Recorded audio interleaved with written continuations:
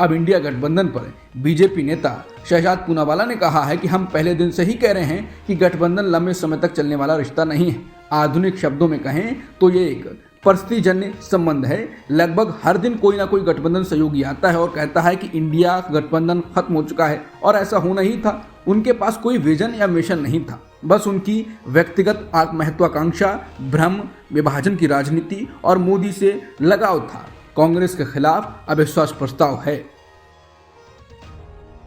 दिल्ली विधानसभा चुनाव का बिगुल बज चुका है। इससे पहले अरविंद केजरीवाल की टेंशन बढ़ाने वाली रिपोर्ट सामने आई। शीश महल के बाद शनिवार को सीएजी की रिपोर्ट सामने आई। इस रिपोर्ट में कहा गया है कि दिल्ली सरकार की अब खत्म हो चुकी आबकारी नीति में बहुत सारी खामियां थी। रिपोर्ट में आगे कहा गया है कि अरविंद केजरीवाल प्रशासन ने घाटे में होने के बावजूद कुछ बोलीदाताओं को लाइसेंस दे दिया, जिससे कई सवाल खड़े होते हैं। न्यूज 18 की रिपोर्ट के मुताबिक इतना ही नहीं, इसे सरकारी खजाने को 2026 करोड़ रुपए का नुकसान होने का दावा किया गया। इसमें कहा गया है कि आम आदमी को इसका खामियाजा भुगतना पड़ा, जबकि आप नेताओं को रिश्वत मिली। साथ ही सीएजी की इस रिपोर्ट में यह भी दावा किया गया है कि मनीष सिसोदिया और उनके मंत्रियों ने एक्सपर्ट पैनल की सिफारिशों पर गौर नहीं किया।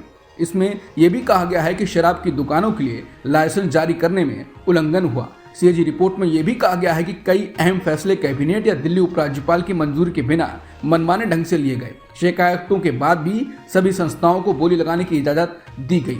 दिल्ली सरकार के नुकसान का ब्यौरा देते हुए कैग रिपोर्ट में कहा गया है कि कुछ रिटेलर ने नीति खत्म होने से पहले अपने लाइसेंस सरेंडर कर दिए और सरकार ने उन्हें फिर से टेंडर नहीं दिया। इसकी वजह से 890 करोड़ रुपए का नुकसान हुआ। देश में एचएमपीवी वायरस के मामले लगातार सामने आ रहे हैं। इसी बीच असम में भी एक मामला सामने आया है। यहाँ के लखीमपुर में 10 महीने का एक बच्चा वायरस से संक्रमित है।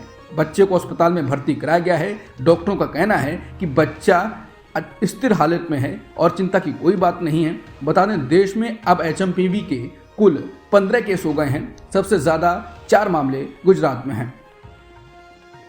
मंदिर में विराजमान रामलला की पहली वर्षगांठ पर आज से 3 दिवसीय उत्सव शुरू हो गया है। मुख्यमंत्री योगी आदित्यनाथ ने रामलला का महाभिषेक कर कार्यक्रम का शुभारंभ किया। दोनों उप मुख्यमंत्री ब्रजेश पाठक और केशव प्रसाद मौर्य भी इस कार्यक्रम में शामिल हुए। अयोध्या में राम मंदिर के प्राण प्रतिष्ठा समारोह की आज पहली वर्षगांठ पर पीएम मोदी ने लोगों को शुभकामनाएं दी और कहा कि सदियों के त्याग, तपस्या और संघर्ष से बना ये मंदिर हमारी संस्कृति और अध्यात्म की महान धरोहर है। मुझे विश्वास है कि यह दिव्य भव्य राम मंदिर विकसित भारत के संकल्प की सिद्धि में एक बड़ी प्रेरणा बनेगा।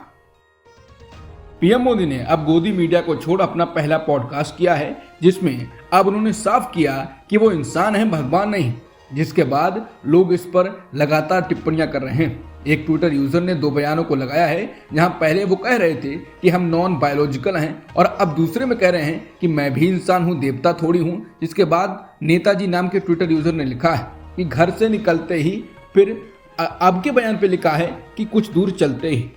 एक और ट्विटर यूजर ने अब मैं भी इंसान हूं, देवता नहीं हूं पर कहा है कि स्पष्टीकरण के लिए धन्यवाद मोदी जी। एक ट्विटर यूजर ने पीएम मोदी के टेलीप्रॉम्प्टर वाले किस्से पर कमेंट किया और पूछा है कि टेलीप्रॉम्प्टर की सेवा ली गई क्या। ऐसे ही कमेंट की बाढ़ आ गई।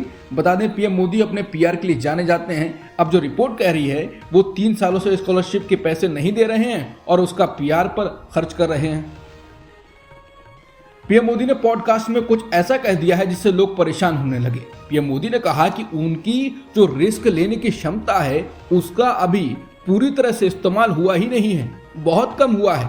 उनकी रिस्क लेने की क्षमता अनेक गुना ज्यादा है, जिसके बाद लोग भौचक्के रह गए हैं और कहने लगे कि अब क्या करने वाले हैं। कुछ लोग तो ये तक कहने लगे कि ऊपर वाला देश को बचाए।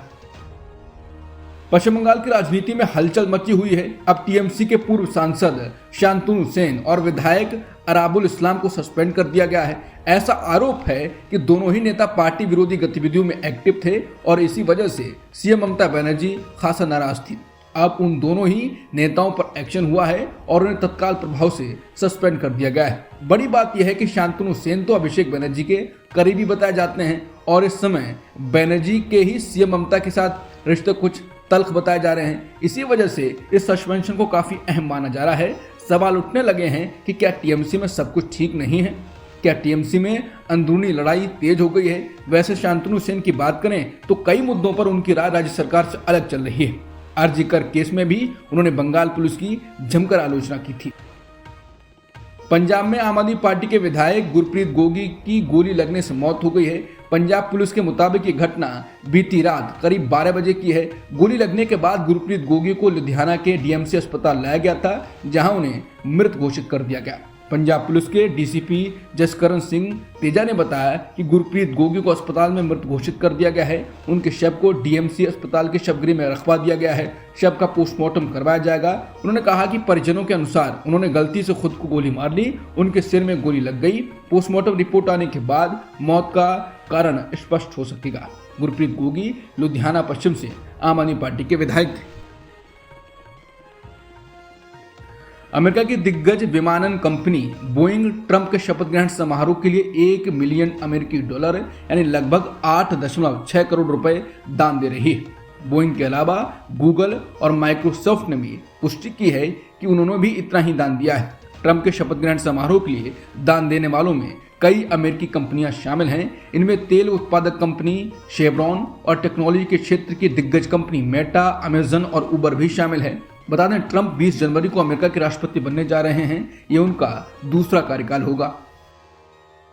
अमेरिका के लॉस एंजलिस काउंटी के मेडिकल एग्जामिनर के मुताबिक आग से अब तक 11 लोगों की मौत हो चुकी है। शुक्रवार दोपहर को जारी हुए अपडेट में मेडिकल एग्जामिनर ने बताया कि 5 लोगों की मौत पैलिसेड्स की आग में हुई है, जबकि अन्य 6 लोगों की मौत ईटन में लगी आग से हुई है। मरने वाले लोगों में से अब तक मात्र 3 लोगों की पहचान हो सकी है। लॉस एंजलिस के 5 क्षेत्रों में फैली आग पर काबू पाने के लिए फायर फाइटर्स लगातार जुटे हुए हैं। अमेरिका के बाइडेन प्रशासन ने रूस पर अब तक के सबसे कड़े प्रतिबंध लगाए हैं। ये प्रतिबंध रूस के ऊर्जा राजस्व को नुकसान पहुंचाने के लिए लगाए गए हैं, जो यूक्रेन में उसके युद्ध को बढ़ावा दे रहा है। इसके जरिए 200 से अधिक संस्थानों और व्यक्तियों पर प्रतिबंध लगाए गए हैं, जिनमें व्यापारियों और अधिकारियों से लेकर बीमा कंपनियां और सैकड़ों तेल टैंकर शामिल हैं। यूक्रेन पर रूस के हमले के बाद ये पहली बार होगा जब ब्रिटेन अमेरिका के साथ मिलकर ऊर्जा कंपनियों गैज़प्रोम नेफ्ट और सरगुट नेफ्ट गैस पर सीधे प्रतिबंध लगाएगा। ब्रिटेन के विदेश मंत्री डेविड लैमी ने कहा कि रूसी तेल कंपनियों से मुकाबला करने से रूस का युद्ध कोष खाली हो जाएगा और पुतिन से छीना गया हर रूबल यूक्रेन के लोगों की जान बचाने में मदद करेगा। अब तक की खबरों में इतना ही। बाकी खबरों के लिए बने रहिए सत्यहिंदी.com के साथ।